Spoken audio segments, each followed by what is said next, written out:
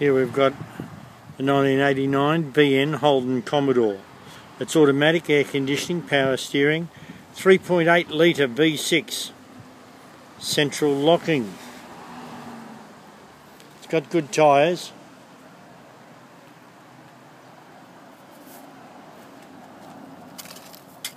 Just a quick run around the car. It's got a tow bar.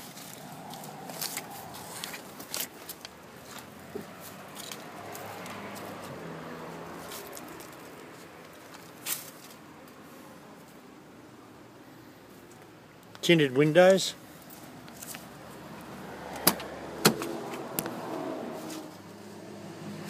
Good interior.